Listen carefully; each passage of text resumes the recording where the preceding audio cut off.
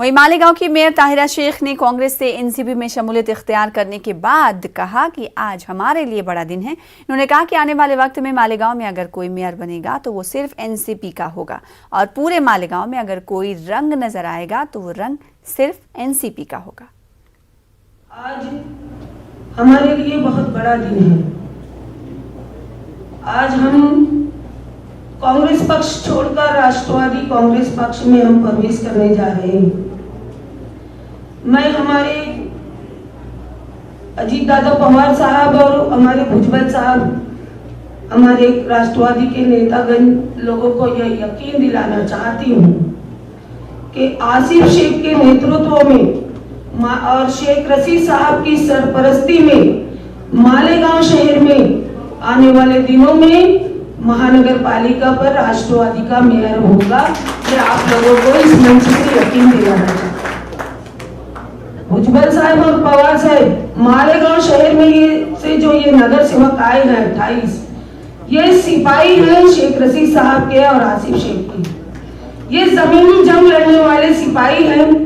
ये जमीन से उठकर इन्होंने इस मुकाम को हासिल किया और मैं आपको ये बताना चाहती हूँ कि ये जब दिल पे ठान लेते हैं तो मालेगांव शहर में सिर्फ एक रंग दिखाई देता है और इंशाल्लाह अब आगे से आप लोगों को राष्ट्रवादी, सिर्फ राष्ट्रवादी का रंग दिखाई देगा। और आप लोगों से भी गुजारिश है कि ये मालेगांव शहर के सभी हमारे कार्यकर्ताओं से लेकर ये आप समझ लीजिए कि ये जो लोग दिखाई दे रहे हैं ये बहुत मामूली सा क्राउड आप लोगों के सामने बैठा है।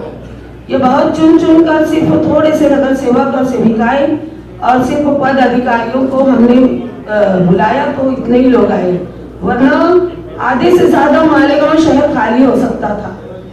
तो मैं आपसे गुजारिश करती हूँ कि ज्यादा से ज्यादा आप विकास निधि देकर मालेगांव शहर को डेवलप करेंगे और विकास निधि देकर मालेगांव शहर के तमाम मसाइलों का हल आप निकालेंगे। ये उम्मीद आपसे हमने लगाई है और आपको हमारी उम्मीदों पर खरा उतरना है, यही हमारी कोशिश रहेगी। और आसिफ शेख के नेतृत्व में शेख रशीद साहब की सरपरस्ती में हम आपको यकीन दिलाते हैं कि हम आने वाले दिनों में महानगर पालिका पर राष्ट्रवादी का मेयर भी बिठाएंगे और पूरे मालेगांव शहर से आने वाले असेंबली में आपको एमएलए आसिफ शेख को चुन कर देंगे। ये आपको यकीन दिलाते हुए मैं अपनी बात खत्म करती हूँ। जय हिंद, जय महाराष्ट्र।